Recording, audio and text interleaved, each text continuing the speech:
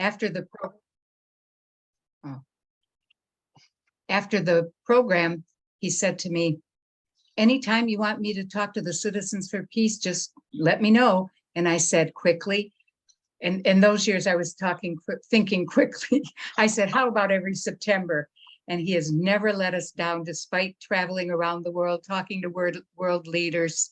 He's speaking on radio and television, running the Middle Eastern department at Wayne State University. He's got a family with daughters and a wife. So he is an all-round wonderful guy, but the best speaker ever. So I want to introduce for the 9th year, Dr. Saeed Khan, our speaker today. Give him a big welcome from Citizens for Peace. Well, thank you, Colleen. Thank you. And when I say too kind, too kind, too kind. Oh. It is great to mark another September with all of you, as I think we all strive for that rather elusive peace, whether it is on a global, regional, or on a local level. But hopefully one day we'll get there, and we'll get there together. So tonight, let me go ahead and share my screen, if you will permit me. We're taking a look at the topic of the Middle East, and actually something a little bit more nuanced about the new Middle East, and I'll explain what that term means. And does America really still have a role in the region? And on the one hand, we can talk about how the more things change, the more they remain the same. But America has changed. I think it would be very difficult to say that it has stayed the same. The Middle East has changed. And they're not exactly necessarily changing within the same pace or in the same direction. So tonight, let's go ahead and see how these two different entities have maybe diverged a little bit more than they have converged. So I thought I would start with this cartoon. Here we have President Biden. This was on the heels of his trip to the Middle East a few months ago. And he is being greeted by the Russian bear and the Chinese dragon. And this picture, I think, really, other than how the Chinese say it speaks 1,000 words, really epitomizes for the United States the kind of change that has been going on for quite some time, but perhaps was really accelerated before President Biden's predecessor and some of the policies that he tried to enact in the region that President Biden inherited. And then on top of that, also, there seemed to be a sense that from 2017 to 2021, America had decided to take a page from one of its great writers, Washington Irving, and maybe gone to sleep for about 4 years. The world really changed, and America's positionality within it, I think, really changed. And so when we seemingly woke up, I always like to think of it as when a parent conks out on the couch and wakes up and sees that the kids have been in the kitchen, and there is not exactly the same kind of order and cleanliness that was there when the parent went to sleep. And sometimes it becomes a matter of just simply picking up and cleaning up, and then wondering if everything can in fact be salvaged. Well, I think it is important to take a look at the Trump years in the Middle East. And to be fair, it's important to assess what was going on in the Middle East before President Trump and his administration showed up. As you remember, the United States was really fatigued from being in the area, from having to fight on multiple fronts, different kinds of conflicts and wars. And that's something that really had begun, we can say, as a legacy of the George W. Bush administration. And of course, this lecture always takes place a few days here and there around the 9/11 anniversary. And similar to in years past, I think it is important to consider what came out from the 9/11 attacks. Well, of course, it was the war in Afghanistan, which only last year finally, kinda, sorta, ended with the withdrawal of American troops in August of 2021. To put it in as delicate way as possible, it was probably not the smoothest transition that we could have imagined.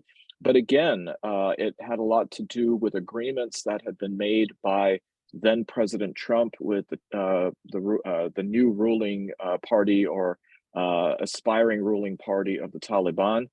The Trump administration held high-level talks in Doha, Qatar, in the summer of 2020. And in many ways, President Biden was handcuffed to go ahead and follow the policy of his predecessor. Unlike his predecessor, President Biden certainly believed in the continuity of honoring what past presidents had done as a way to demonstrate that the transition of power in American leadership was not only a sign of credibility here in the United States, but could also be perceived as such by world leaders elsewhere. Well, as that happened, and as Afghanistan then became less of a direct issue for the U.S., and of course, as we know, there's still plenty of problems going on in Afghanistan, perhaps a topic for another lecture altogether. We also had, as a legacy of the George W. Bush era, the war in Iraq, which I will talk about a little bit, giving you an update on that. But given what was happening in Afghanistan, given what was happening in Iraq, and then the flare-up in Syria, by the time the Obama administration ended, there certainly was an exhaustion on the part of the American public to wonder, well, why are we really there? And in fact, asking some of the same questions that the American public was asking in the Vietnam era as well.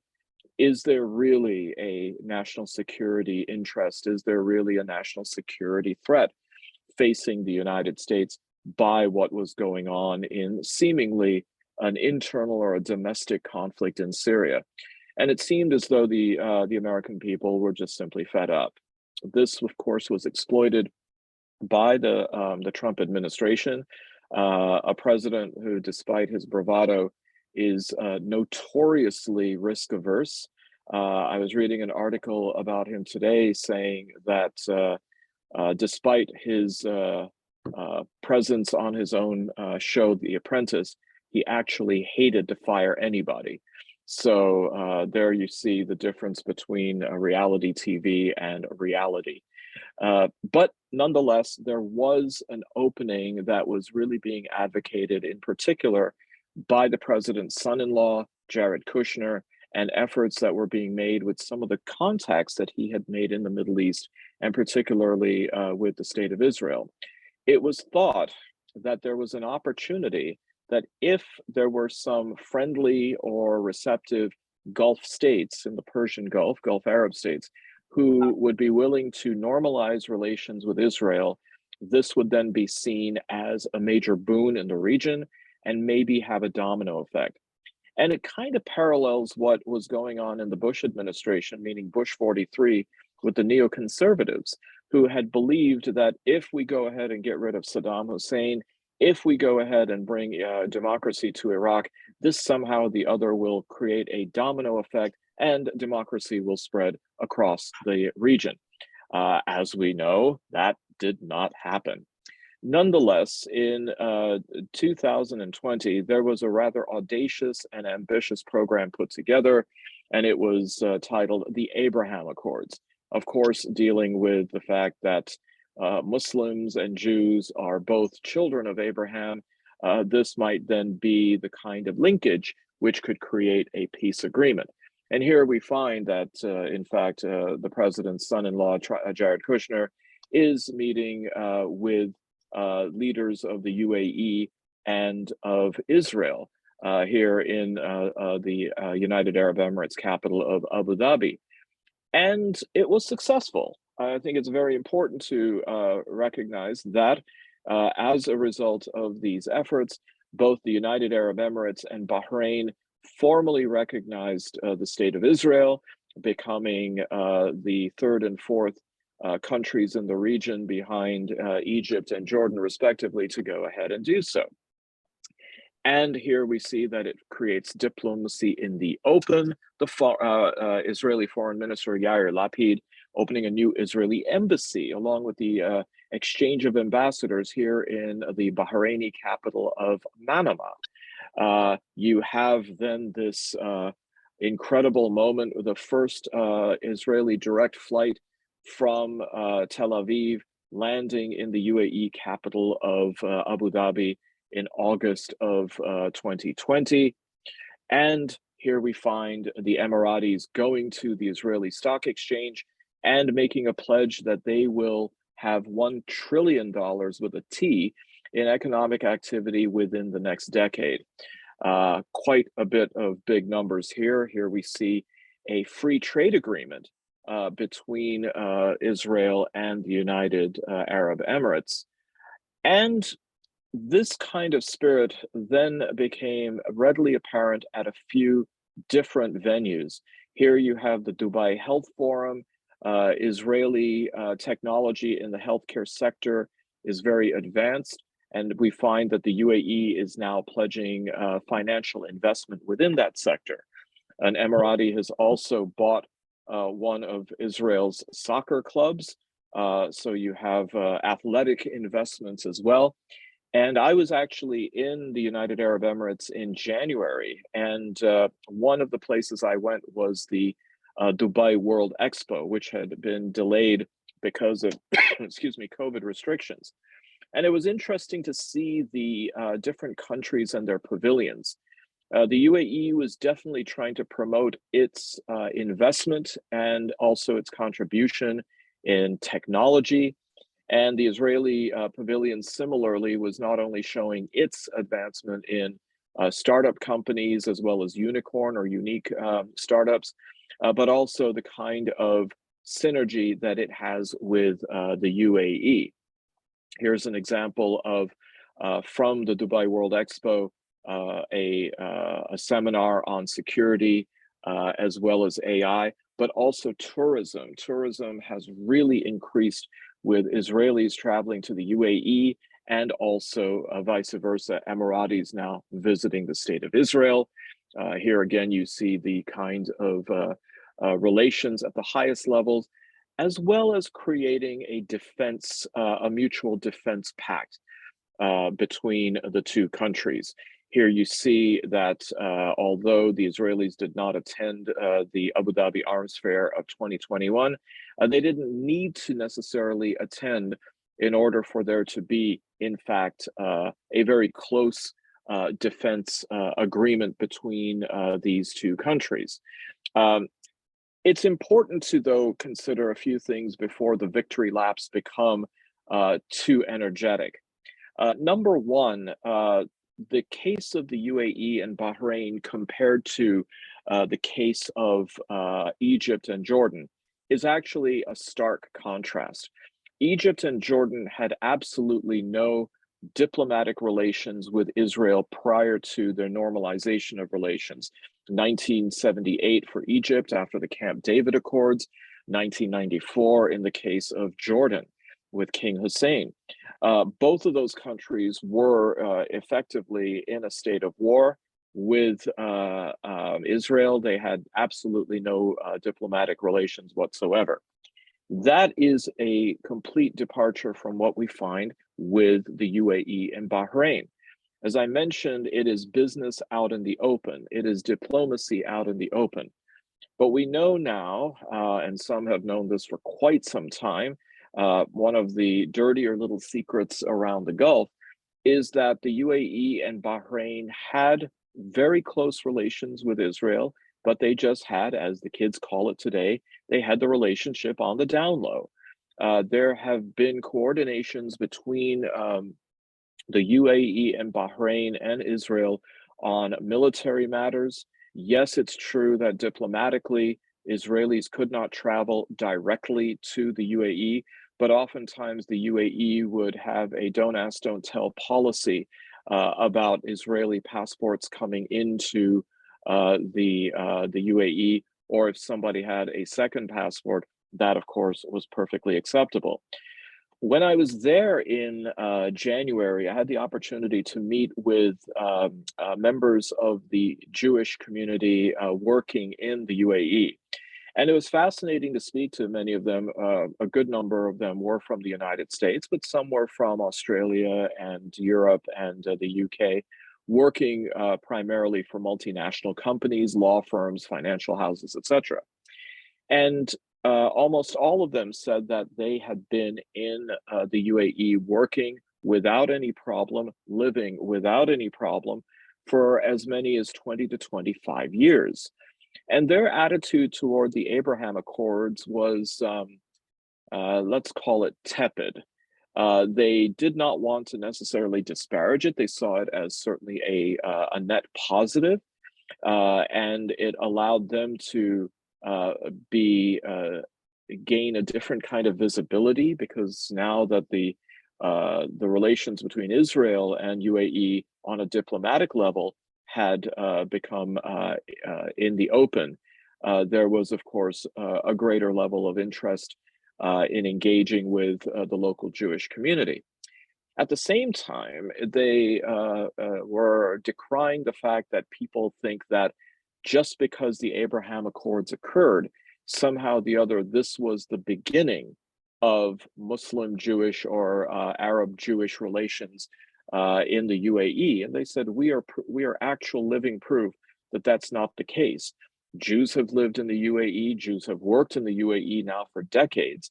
So to have the relationship seemingly now have a new marker of commencement, just because the countries were on diplomatic terms, betrayed the idea that Jews and Muslims hadn't been getting along for quite some time. And there was a bit of resentment that the Jewish experience, interestingly enough, was being essentialized as an Israeli experience. They said, look, we're Jewish, we do certainly love and support the state of Israel, but there's more to our identity, there's more to us. We are American Jews or we're Australian Jews.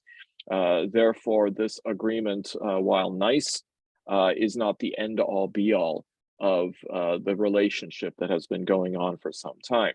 And it was interesting to see that when the Trump administration was taking credit for the Abraham Accords, to the point where then President Trump was quite convinced that it would take him to Oslo, Norway, so he could pick up his Nobel Peace Prize, which didn't happen, that it was something absolutely unique, and that it was something that would solve other issues as well.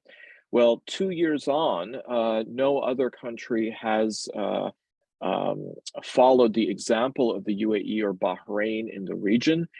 There seemed to be an awful lot of excitement about the possibility and prospect that Saudi Arabia would follow suit.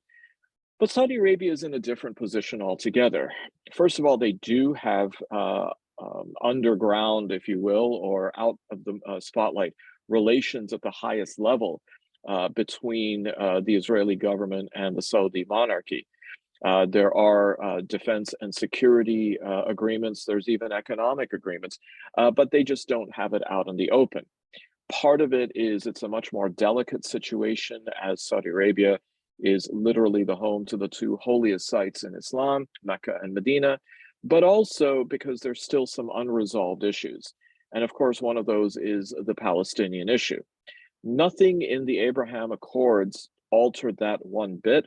And in fact, it seems that the UAE and Bahrain have accepted the status quo or have deferred to Israel as to how the situation might be.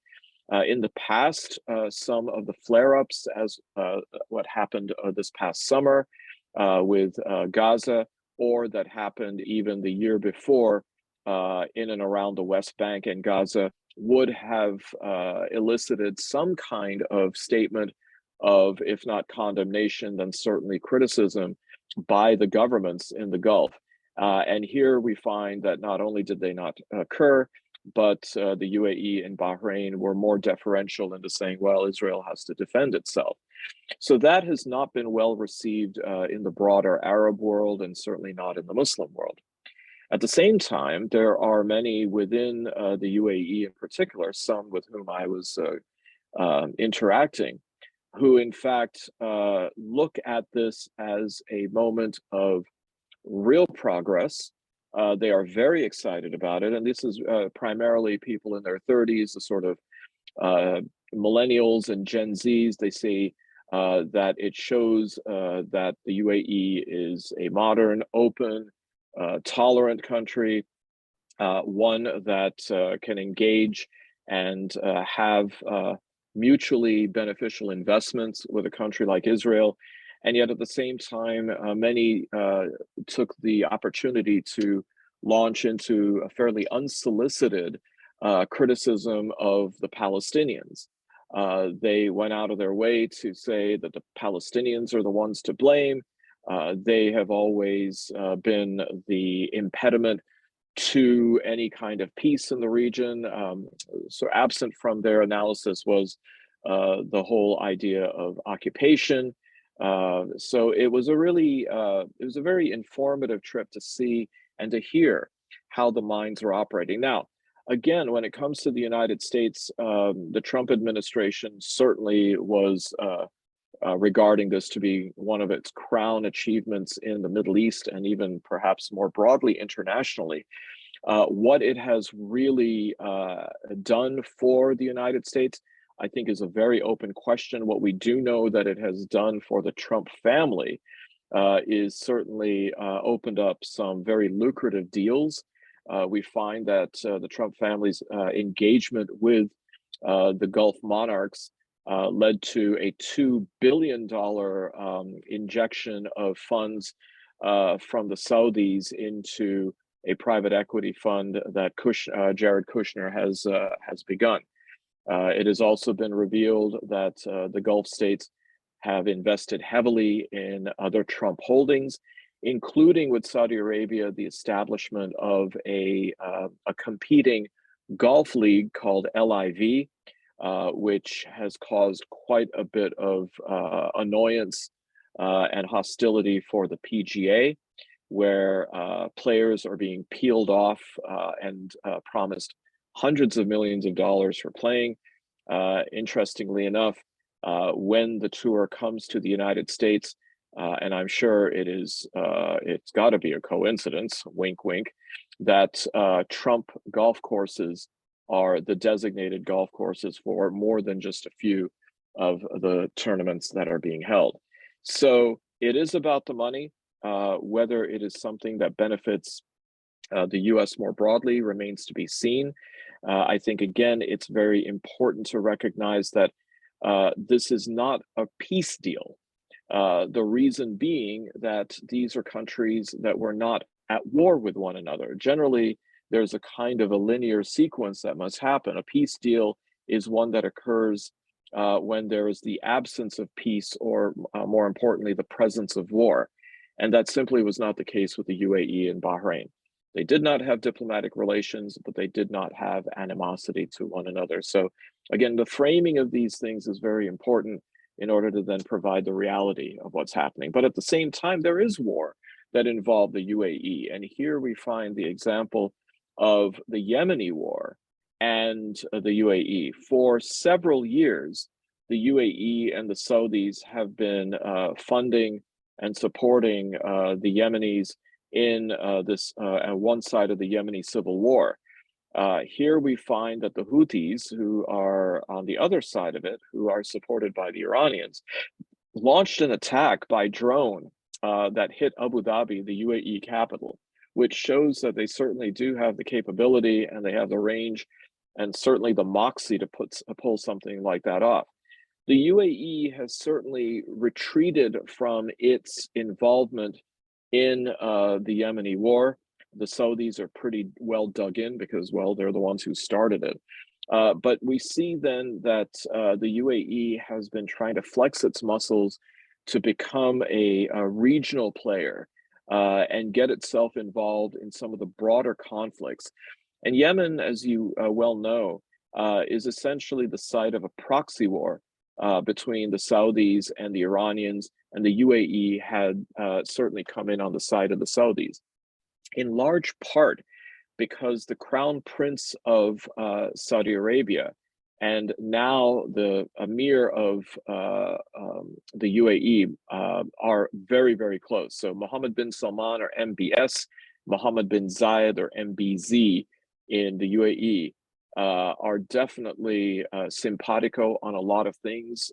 MBZ is a little bit older than MBS by just a few years and is kind of a older brother mentor to the Saudi crown prince.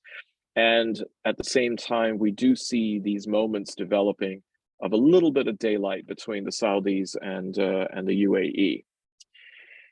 Now, Ukraine is another really interesting element when it comes to the Middle East.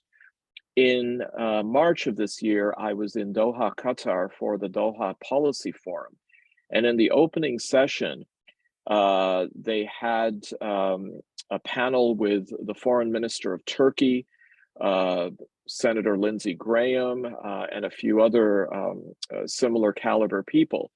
But after their panel, the screen or the lights dimmed down, and by live video uplink, we were addressed by Ukrainian President Vladimir Zelensky, who spoke to this gathering of policymakers and foreign ministers and world leaders and dignitaries. And remember that this was about a mere month or so after Vladimir Putin and the Russians invaded Ukraine. So it was very fresh, it was very raw. And Zelensky addressed us to talk about the absolute need for support in Ukraine against this kind of aggression. And it was a very, very well received speech. And here you see that essentially only 11 months or 13 months before that, the then crown prince, the now leader of the UAE, Prince Mohammed bin Zayed, was meeting and in fact receiving President Zelensky in the UAE. Part of this is there are a lot of Ukrainians who work as foreign workers in the UAE, but showing a real friendship. And in fact, the UAE has been providing financial support to the Ukraine in the current conflict. At the same time, the UAE is fascinating because when sanctions were imposed on Russia, and particularly on Russian oligarchs, they flocked in droves to the UAE as a safe haven. Part of the reason is because the UAE has been suspected for a very long time of being an epicenter of money laundering for Russian oligarchs. And along with that, there was a point in the early summertime when the UAE actually ran out of high-end luxury penthouses and homes because the Russian oligarchs were coming in and scooping them all up. But you will find in the marinas of the UAE many of the super yachts of Russian oligarchs that are currently under sanction and embargo. The UAE has declared itself to be a free port or a safe port, and therefore the yachts are allowed to moor there. But it again shows a rather complex relationship between Russia, the UAE, and Ukraine with the current conflict. Where is the United States on any of this? Is it imposing any kind of pressure on its so-called ally in the region to say, look, you're going to have to go ahead and either remove your status of being a safe port for Russian oligarchs, you should not be there to launder their money, and you should go ahead and impose, or at least go ahead and support the sanctions and enforce them. And it seems as though the UAE has looked the other way, and the United States seems either uninterested or unable to exert any more pressure on their regional ally over there. There is certainly something to be said about the Gulf cooperation with Israel against Iran. And certainly this was a major driving force when it came to the Abraham Accords, This was how the Abraham Accords were being promoted and marketed, especially here in the United States, that this was a way, excuse me, for the Gulf states who see Iran as an existential threat to themselves can then build a coalition with Israel against them. Well, first of all, an existential threat might be a little bit of an exaggeration. Iran has not demonstrated any kind of hostility toward the Gulf states to wipe them out. A strategic threat, perhaps, but a strategic threat is very different from an existential threat. In fact, if anything, the aggression goes the other way. It's made more complicated by the fact that the UAE also is a safe haven for Iranians to put their money in order to escape sanctions and embargoes that the West has placed on Iran. So the fact that money laundering is occurring in the UAE and that they will take all and any comers, even those with whom they have pledged a relationship that is hostile, shows you that you really do need a whiteboard and a dry erase marker to keep things straight, because things change so quickly in the region. But I think it's important to recognize that while the threat was being promoted, the Abraham Accords were really about financial investment out in the open. To have diplomatic ties, to then not be encumbered by restrictions on trade and commerce, according to international conventions and regulations, was a very, very big deal. But of course, in the game of diplomatic smoke and mirrors, you got to make it about a security threat, while it really is about capitalism. We're still back in the prospect of another Iranian nuclear deal being finalized. It seems as though we're very, very close. In the last few weeks, the scuttlebutt has been that we're only a few weeks away, and they're just going ahead and finishing up in Vienna the conversation of the P5+1, the 5 permanent members of the UN Security Council, and Germany with Iran. But certainly Ukraine and more recently also China and the United States, and some of the hostile rhetoric going back and forth after Speaker Pelosi's trip to Taiwan have made it not such a pressing priority. And it seems as though all the parties are now taking their sweet time, which of course then suggests that perhaps Iran is not nearly the threat that it has been projected to be, because if it really was, this would have been given a far higher priority to cross the T's and dot the I's. So let's stay in touch and keep in touch to see what comes regarding that. Now, elsewhere around the Middle East, I think that the American footprint has certainly receded. And of course, because both nature and the Middle East hate a vacuum and a void, somebody else has been there to fill it. And in this case, particularly in Russia, it is, or in the case of Syria, it is Russia. The Russians have won. The United States is no longer there. The United States has no stomach for being there, and nor do American allies in the region, who have followed suit because they recognize that even if they were there, they would not have the support of the United States. Russia had strategic interests that it wanted to protect, including a naval base on the Eastern Mediterranean at Tarfur, and the fact that they also have a major Air Force base there now. But having this kind of physical presence in the Middle East is really a first for Russia. In the Soviet era, they had advisors, they had military equipment to many Arab states, including Syria and Egypt in particular, as well as Iraq. But this is really unprecedented to have Russian boots on the ground in a sustained way. For those of you who play Risk, you know that if you got your armies there and nobody's bothering them, well, then that's your territory. And certainly that is the case when it comes to the Russians with Syria. Definitely a game changer. And it seems as though the United States has conceded Russia. On the one hand, it could be seen as a loss. I'm sure that it'll probably be spun to say, well, we didn't want it anyways.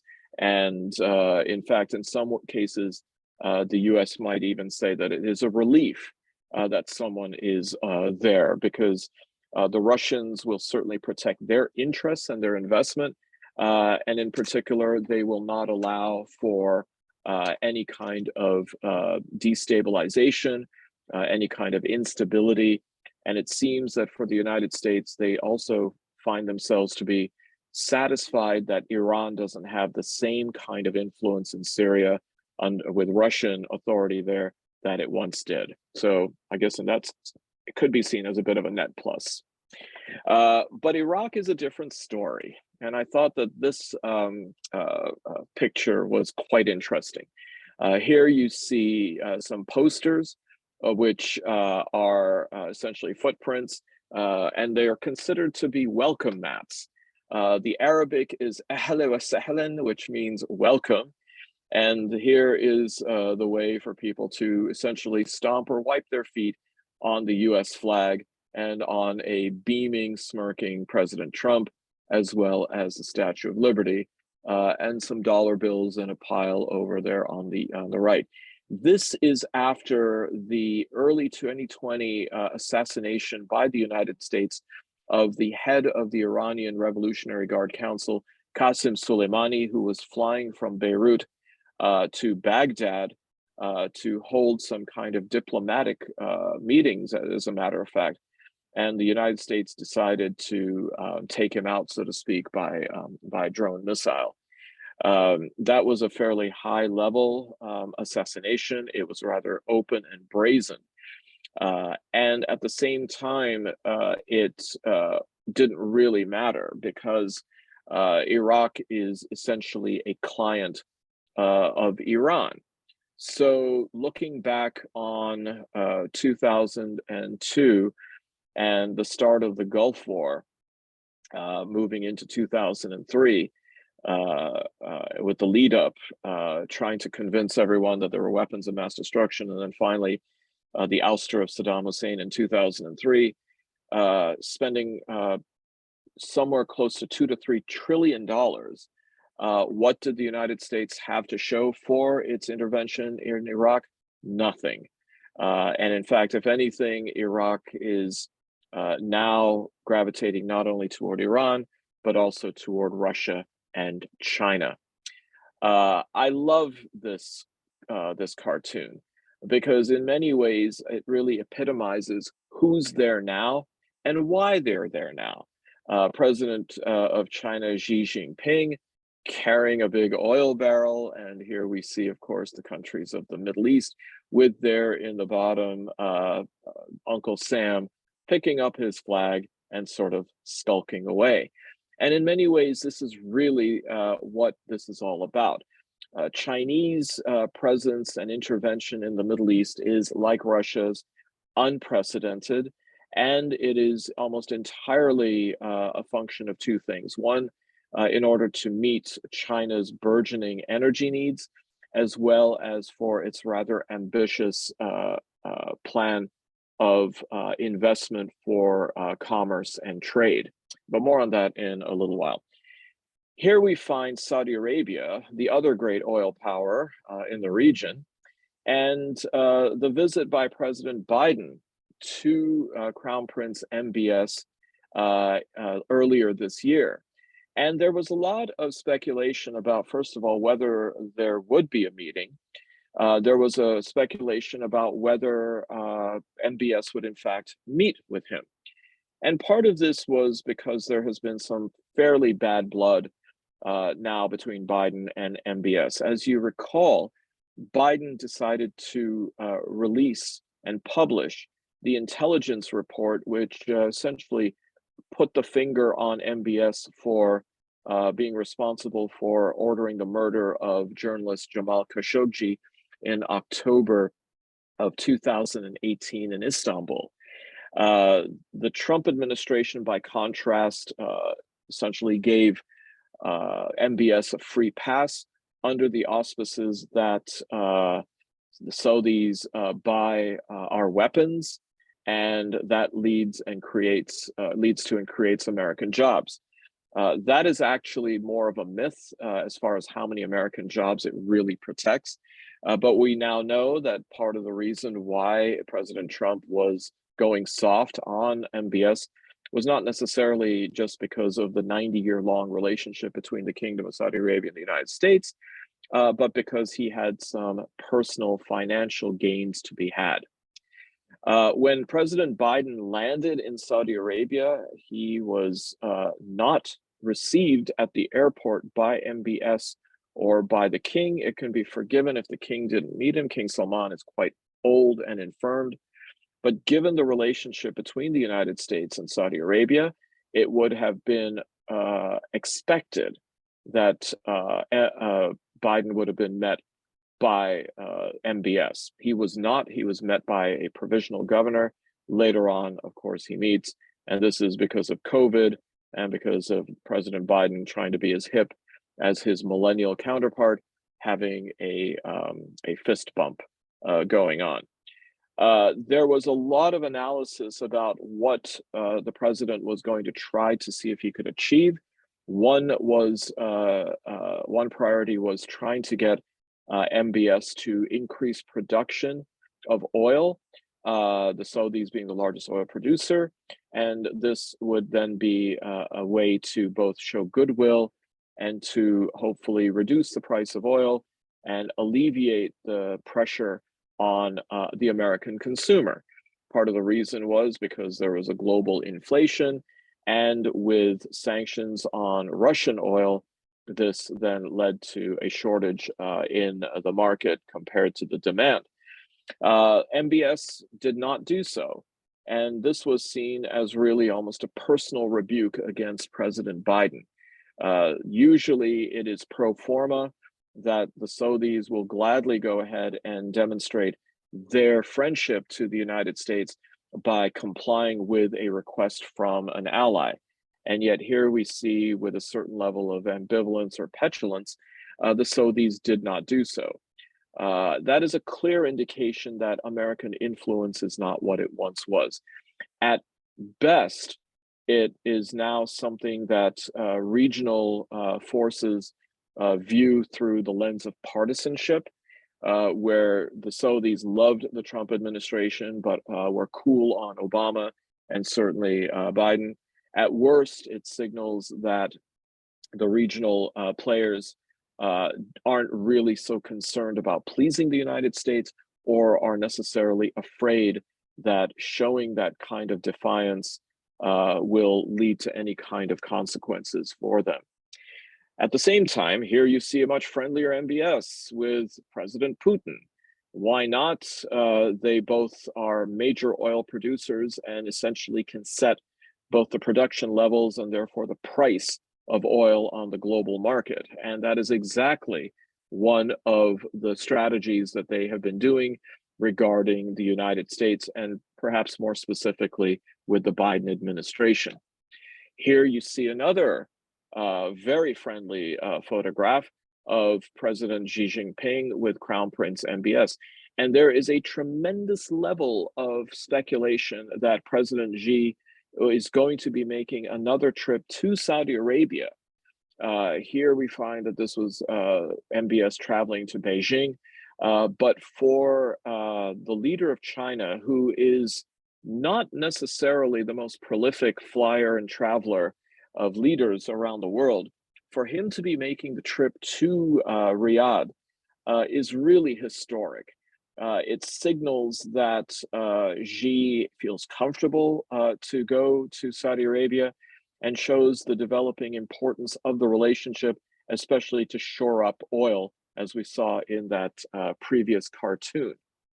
And part of the reason why China is making inroads, so to speak, in the Middle East, both when it comes to energy, as well as more of a tangible footprint, is part of its New Silk Road, or the Belt and Road Initiative. And here you see that both over land and also by sea, there is clearly some interest that the Chinese have to make sure that, and geography almost dictates it, that they have to have a relationship with Middle Eastern partners. So here we see one example of Russia with its kind of arrangements in the region. The UAE, Algeria are ones where Russia has a declaration of strategic partnership, a strategic cooperation program with the Saudis, and both with Egypt. Now, if you're wondering, hold on, aren't the UAE, Egypt, Algeria, and Saudi Arabia supposed to be American allies? Yes, but here we find that Russia is certainly emboldened to have relations with them as well. So that's quite a switch. So the monopoly that the US had on its relationship with these regional countries no longer exists. And similarly, here we see China, which has strategic partnerships with several of the countries on the Horn of Africa, Djibouti, which is going to be its East African port of termination for its Silk Road, Iraq, Jordan, Kuwait, Morocco, Oman, Qatar, and Turkey, and then comprehensive strategic partnerships with Algeria, Egypt, Iran, Saudi Arabia, UAE. China signed a $400 billion over 25-year investment initiative with Iran. It'll allow Iran and China to trade. China certainly providing much needed infrastructure investment to Iran, and Iran paying back with oil, and in a way circumventing sanctions that have been imposed on Iran by the United States and the West. So clearly, we see the superpowers are plural in the region as opposed to what used to be just the single superpower of the United States. And here again, we see an indication of how things have necessarily changed.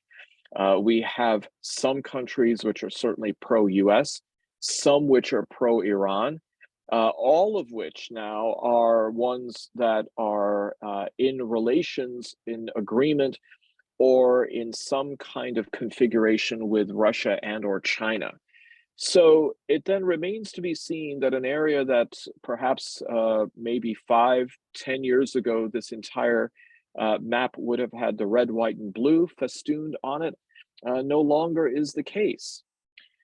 The American military presence, however, still is there. And part of this, as you see in the case of Turkey, is because of NATO alliances, 2,500 troops and the Incirlik Air Force Base.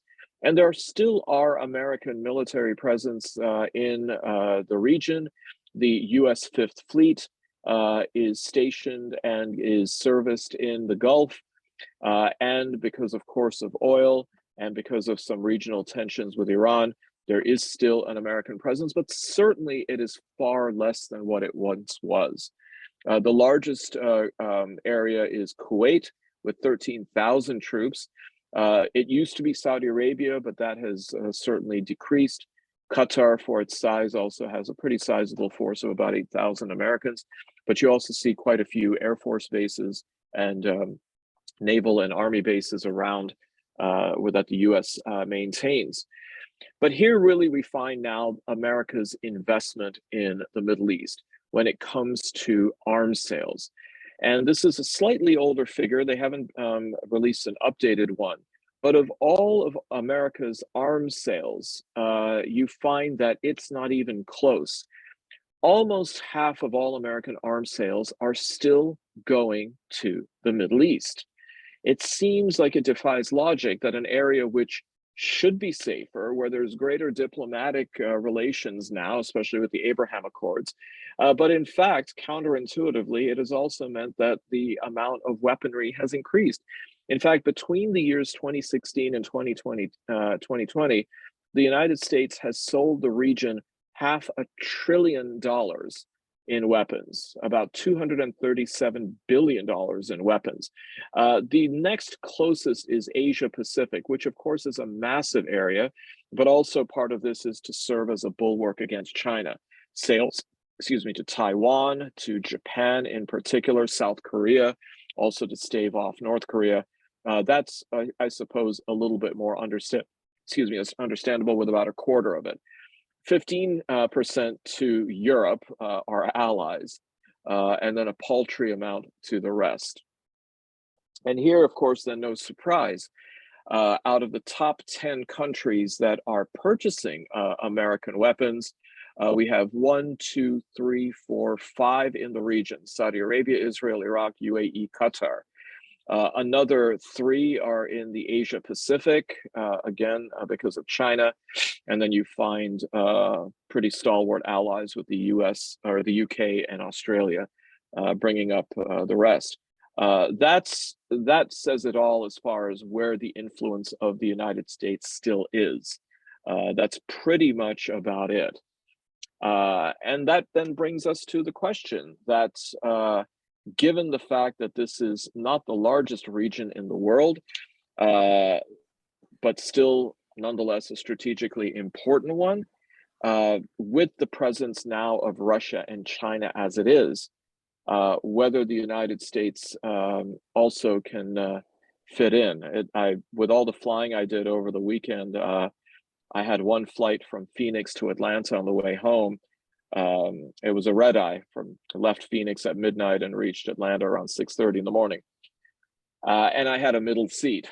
And as many of you know, taking a middle seat is not exactly the optimal seat. Taking it on a red eye means that sleep, the ability to sleep, is certainly compromised. And I always wonder when I think about having to be under those circumstances, yes, I'll be able to get off the plane. I'll be a little bit loopy, but I should be able to recover. The question is, America now seems to be taking a middle seat on a flight in the Middle East, and we have to wonder how groggy we're going to be when we land. So with that, I thank you, and I will open it up to questions.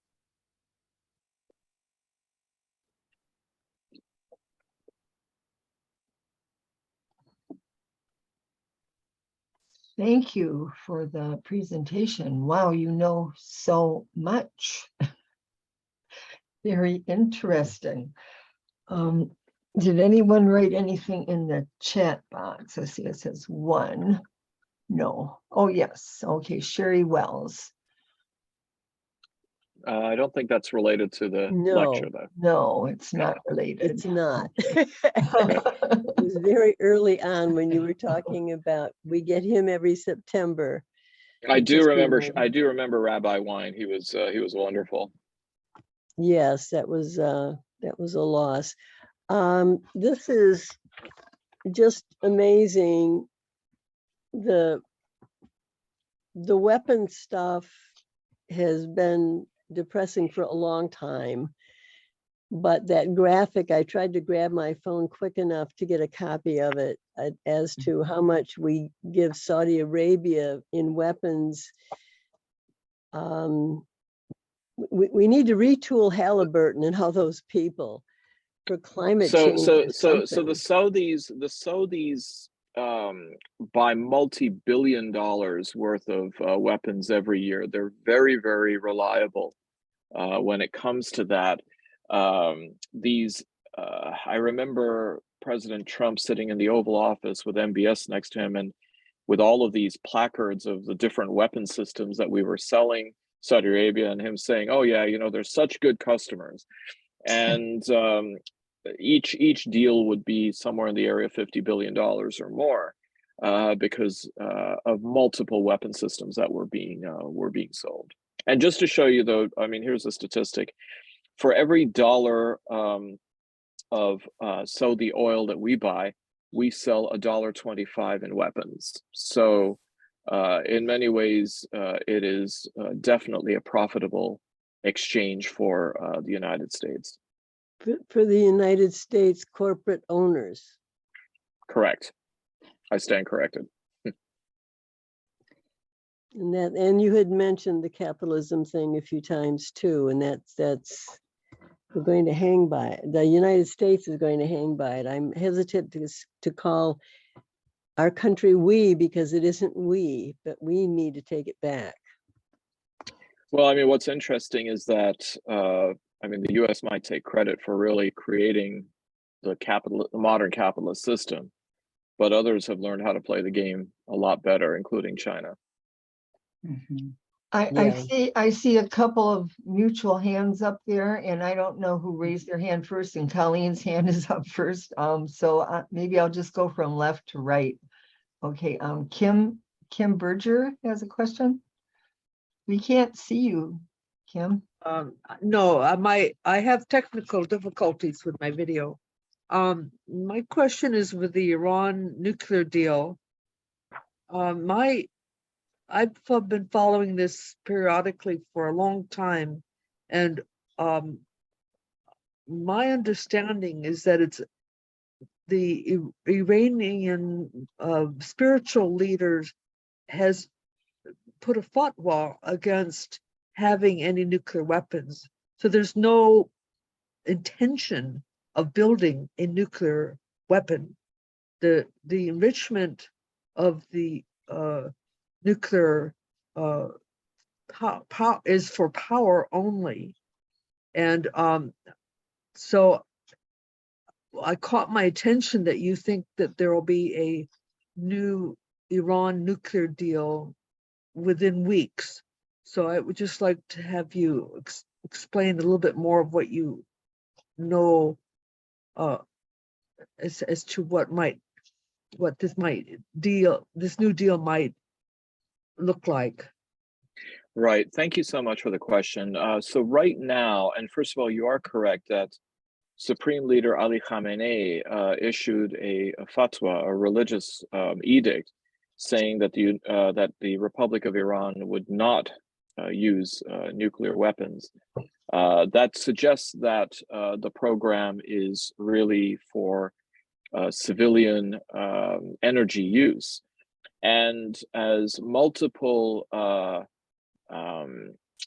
reports, even from Israeli security agencies, has demonstrated, Iran is far away from going nuclear in a military sense. Now, how do we square those together? Well, because when you're enriching uranium, you could, in fact, with a couple of extra steps, make it weapons grade. So 80% of the processing of enriching uranium for civilian energy use is exactly identical to what you would do in the process for making it weapons grade. But it's that 20% that, of course, makes all the difference. I mean, that is a major fork in the road, whether you're going civilian or military. So is Iran capable of making nuclear weapons? Are they taking measures that could have them be militarily nuclear capable? Absolutely. But you realize that as it's because they are going in a particular direction and they're not taking that side of the road to go for weapons grade. Now, as far as where the JCPOA, the Joint Comprehensive Plan of Action, or the Iran nuclear deal as it's known, seems to be going, is really hashing out and returning to the deal that had been signed in 2015, that was then rescinded by the United States and the United States alone by President Trump when he came into office in 2017. It looks like the curbs on the kind of enrichment and the levels of enrichment are going to be there, which it seems as though Iran had been complying with anyways, in order to not go to that extra 20% of the process in order to become weapons grade. The main thing is about sanctions being lifted, which was part of the original deal. And the other is over inspections and what are called snapback provisions, meaning that if there is some suspicion that Iran is acting untoward, that the sanctions would immediately go back into effect. And Iran is not interested in that kind of mercurial attitude. In fact, if anything, it seems as though Iran is probably gun shy that the United States insisted on the deal going through, and then was the one to pull out of it. And as I mentioned before, that when President Biden stuck to what President Trump had done with the Taliban in Doha, that was an indication that the United States does honor what its past leadership does, unlike what Trump demonstrated by pulling the United States out of three major deals. One was the Paris Climate Accords. The other, of course, was the JCPOA. And the third was the Trans-Pacific Partnership to try to put a curb on Chinese economic expansion. Pulling out of three major international agreements is really a bit egregious. And so for all of the criticism that President Biden got for sticking to Trump's deal, I think he was thinking more broadly about what does this mean for America's reputation. And it was rather unfortunate last summer to hear some of the criticisms, even coming from so-called center-left media outlets, which were focused on this idea. It's like, oh, well, why did you just go along with Trump? This idea that you should just go ahead and cancel everything that Trump did, the same way that he canceled everything Obama did. Well, when you're on a boat and it starts rocking, it's no comfort that if it's yawing to the left, all of a sudden it's going to yaw in the exact opposite direction. You kind of want it to stop. And I think that that's what Biden was doing on that. So fingers crossed. I think that it would be nice to have the deal. There are those who do not want to see the deal happen because they don't want to see sanctions lifted on Iran, because they do not want to see Iran become the economic force in the region that it can. It has a very, very capable, well-educated, and very skilled workforce, and certainly will be then a threat to anybody who is a trust fund monarchy. Oh, thank you very much. Chuck Kessner, you have a question? Mute myself, okay. Hey, I just thought I'd also on a lighter side, the airplane story that you shared with us. You know, Bernie Smilovich on Channel 4, the sportscaster, a couple weeks ago, he had the same thing in Atlanta. He had the same thing. Yep. And the guy, he was in the center and the guy next to him put his head on his shoulder and he took a picture. Oh yeah, I asleep saw that. and posted on the show. Anyway. So a few years ago, I was actually taking a red eye back from LAX, and Bernie was on my flight. We were in different rows. But I remember when he was on, Charles, and I remember seeing that, and I just made me laugh. Yep. I remember watching that. Now to my question. I was listening, as you know, Vijay Prasad and Noam Chomsky's book is out now, and I was listening to them both. And you know, Vijay brought up something that's kind of like the elephant in the room, you know, that nobody talks about. And I just thought I'd ask you about it. And Vijay says, of course, I don't think the United States would change its attitude anyway. But he said, you know, Israel has nuclear weapons, and everybody knows it. Nobody talks about it. But if it were, recognized by the nations, that would be a game changer in terms of the U.S. It would cause all kinds of U.S. problems for their support of Israel. My contention is they probably ignore their own rules anyway. But that was a point he brought up. I wondered if you had what your spin on that would be. You know what I mean? And why isn't it talked about? Why isn't it addressed? You know, because it would change the calculus in terms of what's going on there. Or maybe you don't agree. I don't know. I'd like to. No, I think you're spot on. I think that there are a lot of people who talk about it, and yet a lot of people aren't listening. And at the same time, there seems to be more than just a passive effort to suppress every time it comes up. It is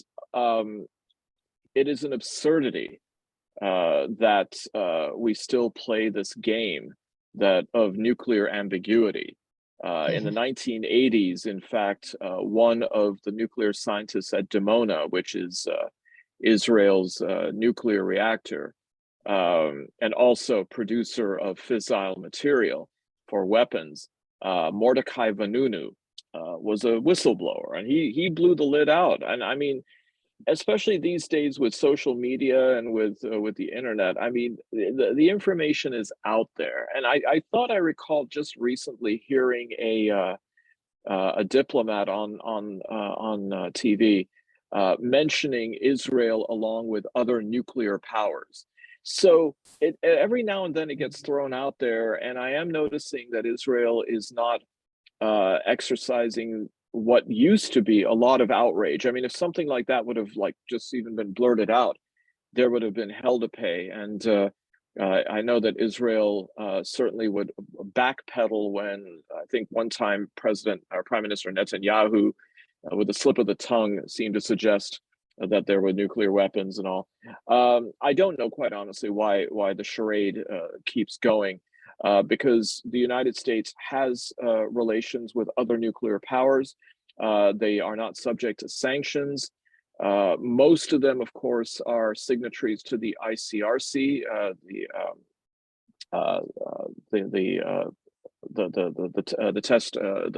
the treaty. Israel is not a signatory to that. It would then have to make a decision whether it would or not. But it baffles me that it still does, and people, of course, the world over, roll their eyes at how absurd it is. Okay, Colleen. Thank you again for a great talk. If you get a call from Senator Peters's office to be a consultant, it might be because of the letter that I wrote him. Okay. I think he needs your wisdom. I could share the letters that I sent to Senator Peters.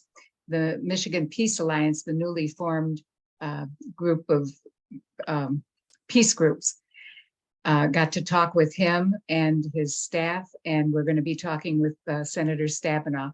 But I'll send you the letter. I even invited them all here tonight to hear you in person. Oh, okay. But I'll share it. So I'm just giving you a heads up. Okay. I think you're a great resource for our Thank you. leaders. Thank you. Well, thank you. Well, I mean, and first of all, thank you for that, Colleen. And as some of you know, including Reverend Rich Peacock, he and I and a few others of you, we went to meet both with the staff of Senators Peters and Stabenow at the time of the signing of the JCPOA, when there was a tremendous amount of congressional or pressure on Congress to veto or to nullify the deal. So it is important that we keep these efforts going. And as we mentioned before, someone mentioned about the notions of capitalism and who's really making the money on these things. To have that kind of pushback and have a more informed citizenry about these things. Absolutely. Thank you. Yeah. Ted, I think we have one question from Bob in the chat. So let me read this out if I may. How might the outcome of the Russia-Ukraine war, in particular with the latest turn, impact the situation in the Middle East? Will Russian influence be diminished at all in the event they are defeated in Ukraine, especially if Putin is ousted? Wow, that's quite a question. Well, first of all, what's interesting is the Middle East is involved in the Ukraine. Iran is supplying drones to Russia, and Turkey is supplying drones to the Ukraine. And when I was at the Dubai World Expo in January, each pavilion kind of showcases things about its own country that it wants to promote, just like if you go to Epcot. And I was baffled at the time when Turkey's exhibit, I mean, here's Turkey. It's got such a beautiful and long history, culture, civilization, cuisine. I would have thought that they would have really promoted travel and tourism, but they were really touting, like it was the Detroit Auto Show, a drone that is built in Turkey. And I was just like thinking, wow, that is just so bizarre, of all the things that they could really be touting in the limited space of their exhibit. And now I get it. I mean, it's been quite consequential. In fact, some would argue that the Turkish drones have helped push Putin's forces back put them on the back heel, and with the Ukraine regaining 2,300 square miles of territory, that's rather sizable. I think, Bob, that the outcome, let's say if it's going in a positive direction for Ukraine, and Russia then finally decides to leave Ukraine alone, hopefully sooner rather than later, it won't have any influence on the Middle East, because it seems as though it could easily be spun by Putin or his successors or his ousters as being really, in many ways, I'm just using this word as a term of art, an internal conflict between a former Soviet republic and the mothership. It doesn't really then impact places like Syria and elsewhere, because quite frankly, Russia is not pulling troops or resources from those areas. So it wouldn't then adversely impact it. As far as will it be a bruise to the Russian reputation? Yes, but it doesn't mean that there's going to be any movement in the Middle East. It's not going to be seen as a moment of opportunism by the United States saying, ooh, let's go in and try to change things around and try to antagonize Russia in Syria. The US doesn't want to get involved in that again. Okay, I don't see Thank any you. more hands Yep. up. Are there anybody else have a question? Okay, well, it's 8:15. That's exactly what I put on the agendas to end. So that's perfect. Okay, we really look forward to seeing you again in 24. Saeed. 23. Oh yeah, 23. Don't- That's right. I skipped a year. Oh boy, my don't math skip is next year. terrible. Don't skip next year. I don't do this only in election years, so don't worry. Okay, yeah. Okay, well, 23 is kind of a scary year, yeah. See what happens. Okay, so shall we start our business meeting, or does anybody? We're gonna, Okay, thank you, everyone. Great seeing you. We'll see you again September the 12th next year.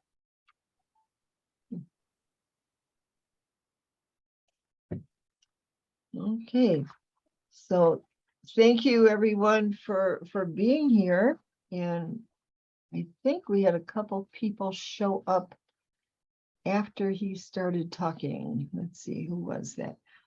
Michelle. I think she showed up kind of late. Hi, Michelle. I can't see you. So this should be a nice short meeting.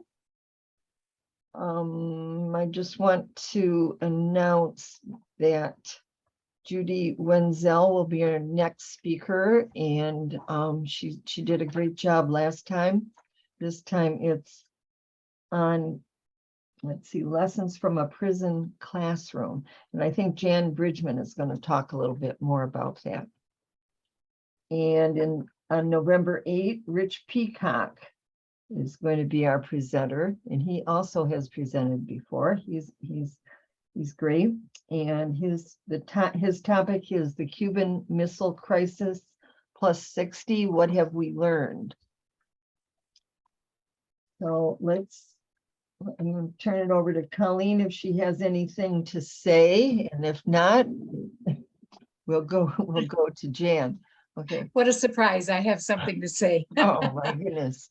You heard me talk about the Michigan Peace Alliance that was recently formed, and we had a Zoom meeting with Senator Peters.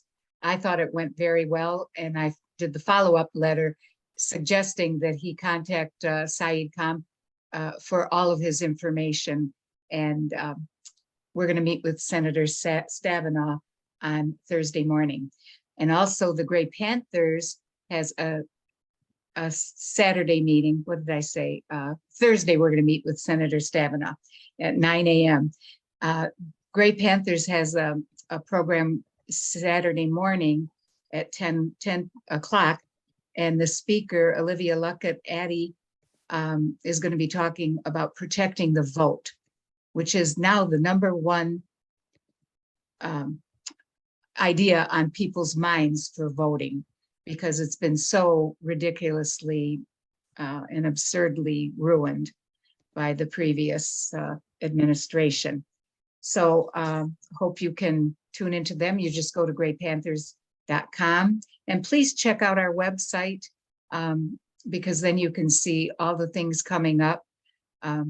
We've already got our ideas for 2023.